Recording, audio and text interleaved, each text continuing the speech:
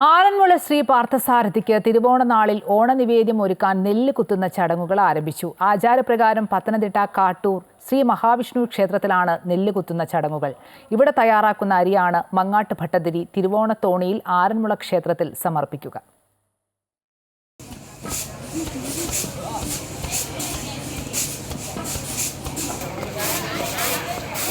തിരുവോണനാളിൽ ആറന്മുള ശ്രീ പാർത്ഥസാരഥി ക്ഷേത്രത്തിലെ ഓണസദ്യയ്ക്കായി കാട്ടൂരിൽ നിന്നും അരി എത്തിക്കുന്ന ആചാരത്തിന് നൂറ്റാണ്ടുകളുടെ പഴക്കമാണുള്ളത്. നൂറ്റാണ്ടുകൾക്ക് മുൻപ് കാട്ടൂരില്ലത്തെ ഭട്ടതിരിക്ക് ലഭിച്ച സ്വപ്ന ദർശനമാണ് ചടങ്ങുകളുടെ ഉദ്ഭവത്തിനു പിന്നിൽ. കാട്ടൂരില്ലത്തെ കാരണവന്മാർ തിരുവോണനാളിൽ ബ്രാഹ്മണ ബാലന്മാർക്ക് കാൽകഴുകിച്ചൂട്ട് നടത്തുന്ന പതിവുണ്ടായിരുന്നു. എന്നാൽ ഒരു ഓണനാളിൽ കാൽകഴുകിച്ചൂട്ട് ചടങ്ങിനായി ബ്രാഹ്മണ ബാലന്മാർ ആരും എത്തിയില്ല. ഇതിൽ ഏറെ വിഷമിച്ച ഭട്ടതിരി തിരുവാറന്മുളയപ്പനെ വിളിച്ച് പ്രാർത്ഥിക്കുകയും അല്പസമയത്തിനകം തേജസ്വിയായ ഒരു ബ്രാഹ്മണ ബാലൻ എത്തി ചടങ്ങുകൾ പൂർത്തിയാക്കി മടങ്ങുകയും ചെയ്തു. പകൽ ബ്രാഹ്മണ ബാലൻ വന്നിരുന്നത് സാക്ഷാൽ തിരുവാറന്മുളയപ്പൻ തന്നെ ആയിരുന്നു എന്നായിരുന്നു ഐതിഹ്യം.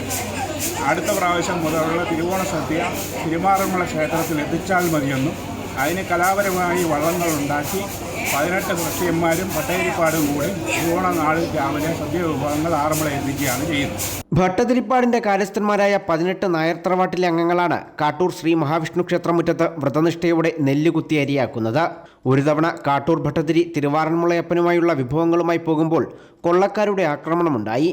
ഈ സംഭവത്തിന്റെ പശ്ചാത്തലത്തിലാണ് തിരുവോണത്തോണിക്ക് അകമ്പടി പോകാനായി പള്ളിയോടങ്ങൾ നിർമ്മിക്കപ്പെട്ടത് എന്നാണ് കരുതപ്പെടുന്നത്.